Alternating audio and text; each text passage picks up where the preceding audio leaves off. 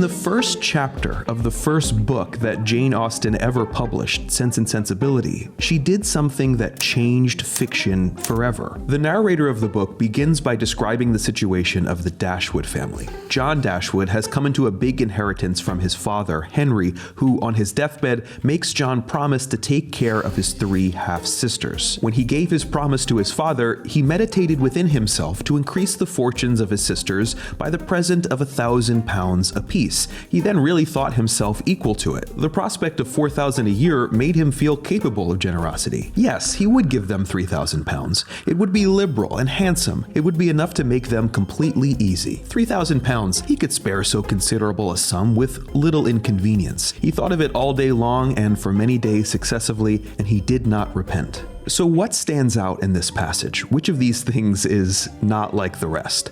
Well, it's this part here. Before this, the narrator is describing the thoughts and feelings of John Dashwood, but in the highlighted section, something changes. It's suddenly as if we're inside John's mind, and yet the point of view doesn't change. We're still in the third person. Now, Austen could have reported John's thoughts directly here, writing, "I will give them £3,000," or "I can spare so considerable a sum," but she doesn't. Instead, she does something new in English literature, what's called free indirect speech. Now, Austen isn't the first to use this technique, but she's the first author to do so consistently, the first to really explore its possibilities, and in the process, she effectively adds a new tool to the writer's toolbox. But why? What is free indirect style good for? Why not just use direct thought? Well, if you're familiar with Jane Austen, you know that all of her books have a really strong narratorial voice. The narrator has full control over the story, painting a universe of manners, making witty asides to the reader, and using irony to critique characters and social conventions. To accomplish her goals, Austen needed her narrator to have critical distance from the story, but this ironic distance has the potentially negative side effect of distancing the characters from the reader. I mean, she still needs us to be emotionally involved with these people, after all. Free indirect speech is Austen's intuitive and revolutionary solution for having it both ways. Okay, let's look at another subtler example from Emma, as the matchmaking title character thinks about the suitability of Mr. Elton for her friend Harriet Smith. The longer she considered it, the greater was her sense of its expediency. Mr. Elton's situation was most suitable, quite the gentleman himself and without low connections. He had a comfortable home for her, and Emma imagined a very sufficient income, for though the vicarage of Highbury was not large, he was known to have some independent property, and she thought very highly of him as a good-humored, well-meaning, respectable young man. Like the first passage, this one begins firmly in the first-person narratorial voice with "she considered" and "her sense." Then in the second sentence, it seamlessly switches to free indirect speech, and we're inside Emma's mind, which you can tell by phrasing like "most suitable" and "quite the gentleman." After this, it starts to get tricky. Austen begins to weave in and out of free indirect speech within individual sentences. The narrator returns with phrases like "Emma imagined" and "she thought," and as critic Daniel Gunn points out, this return and the distance it creates reminds us to be wary of Emma's judgments and imaginings.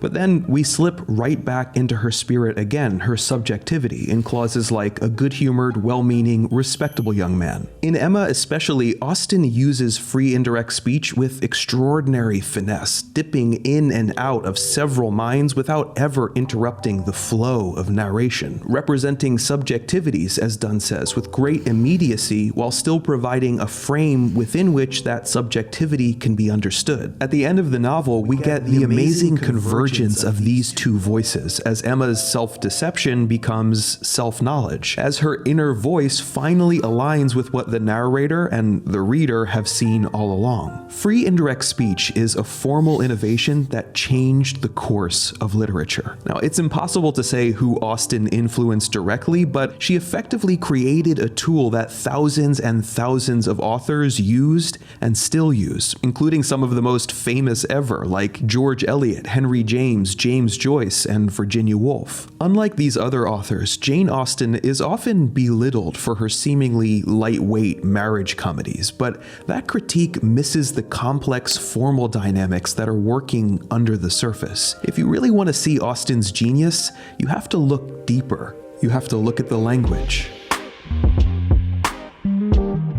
Hey everybody, thank you so much for watching. If you like this video, check out my book of essays, Escape into Meaning, which is currently on sale at the link below. This episode was brought to you by Squarespace. If you don't know, Squarespace is the all-in-one website platform for entrepreneurs to stand out and succeed online. Whether you're just starting out or managing a growing brand, Squarespace makes it easy to create a beautiful website, engage with your audience, and sell anything from products to content to time, all in one place, all on your terms. Their templates are flexible, their blogging tools are super easy to use, and Squarespace provides you with all the analytics you need to iterate and grow your business. Head over to squarespace.com for a free trial, and when you're ready to launch, go to squarespace.com/nerdwriter for 10% off your first purchase. Thanks guys, I'll see you next time.